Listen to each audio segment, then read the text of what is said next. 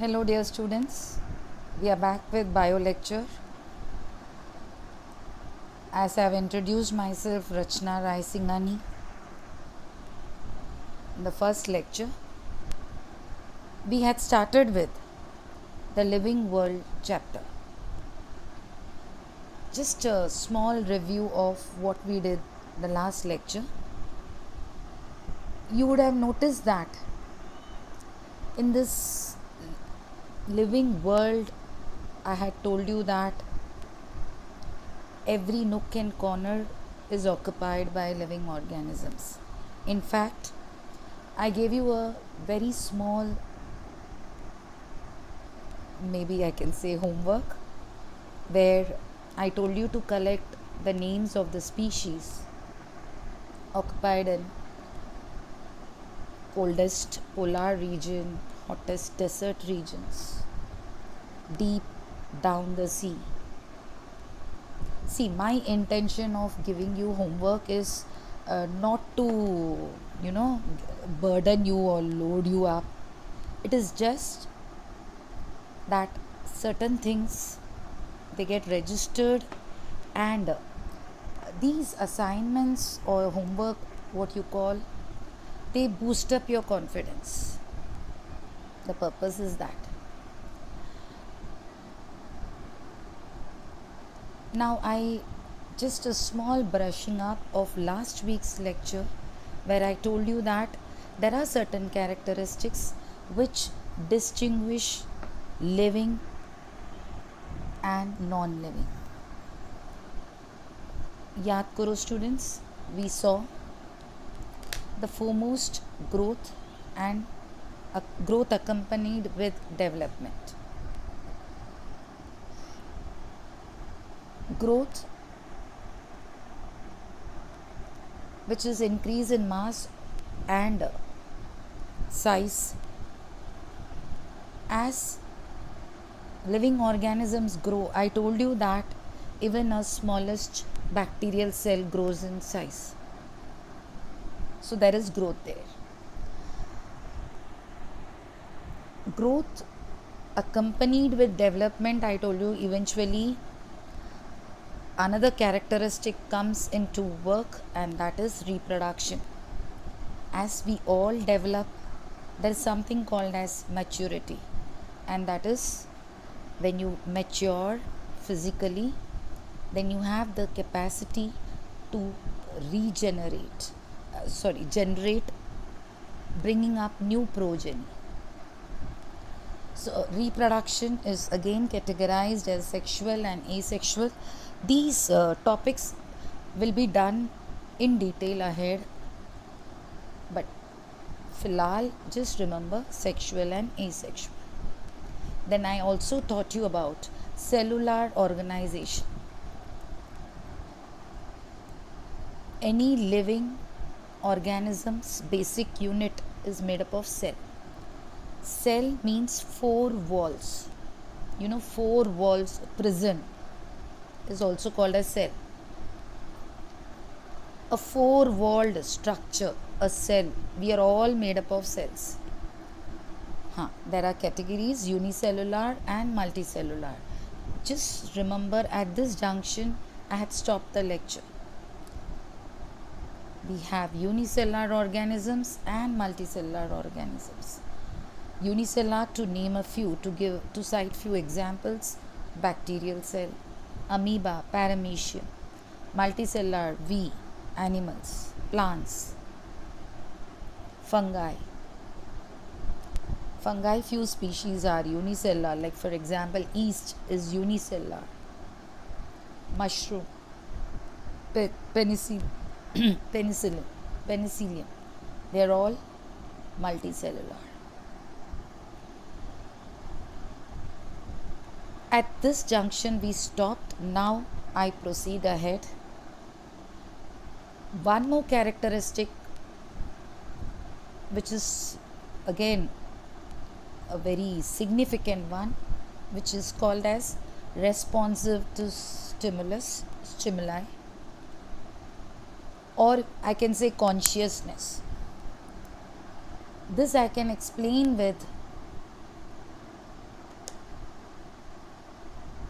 in your lower classes you would have noticed your teacher taking, I mean, you would have experienced this teacher taking you to the laboratory and showing you, she's kept a potted plant in a dark room and left a hole, or made a hole in the room where there's sunlight coming in, and the plant has the tendency to bend towards the sunlight. That's because the stimulus light which falls on the plant cells make the cells grow towards the light. In fact, we call this as phototropism, right?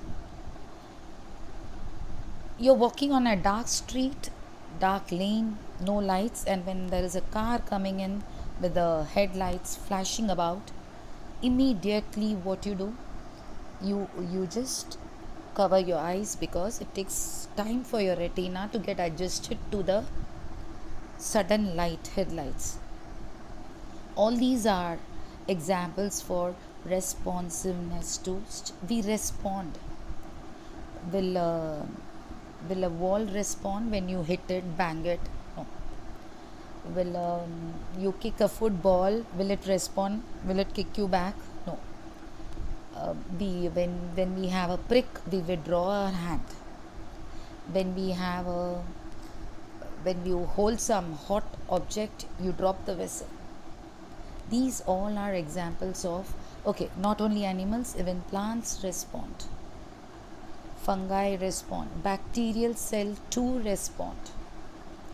So responsiveness, that consciousness, we all living creatures have, which a non-living thing does not have. Right? Now these were certain characteristics of living organisms, living things, living creatures. The next term you should be aware of is, which I have already mentioned, is it's called biodiversity. Like I told you, there are diverse forms on this earth where you find everywhere organisms. And we, in biology, we call this particular concept as biodiversity, where you see that soil, anywhere, air, trees, branches, everywhere you see organisms. The term biodiversity tells us that this living world is thriving, active, dynamic, because of we organisms. If I say we, I mean the whole lot of living organisms. Now, with this, I complete the chapter. I'm sure you would have purchased your textbook, got the government textbook, where, and I'm also sure you people are smart enough to find out that quite a lot of subtopics in every chapter has been slashed. Not every chapter, almost all chapters. Few chapters, all the topics are covered. There are certain subtopics which are slashed because of the pandemic and the time constraint, where here in this first chapter, the latter part of the chapter is totally slashed, where you have subtopics of zoological parks, botanical parks, museums, and that's it, and herbariums. This part is slashed, or in your very common term, deleted or omitted, which is non-evaluative, which is not there for your syllabus, not included in your syllabus. So this has been slashed. So for this chapter, only the first lecture which I took and a part of this lecture, that's it. So here we finish it with this chapter, first chapter, a very small topic. characteristics of living organisms. I go with the next topic, rather next chapter, sorry, which is called as systematics. Systematics of living organisms.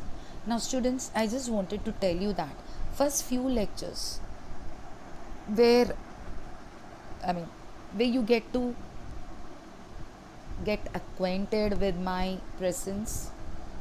After this, where more of diagrams and are required, I'll be making use of a whiteboard where I want you to maintain a notebook where you jot down by listening to by hearing the lectures. You have to jot down few points which are of utmost importance. And also, where I'll be using the board, the diagrams, you have to practice. This is one subject where you should have the flair for diagrams. And I request you to always hold a notebook and a pen while hearing the lecture. That's how I had studied. So that's my advice, suggestion, whatever. Now I go with the next chapter, that is systematics.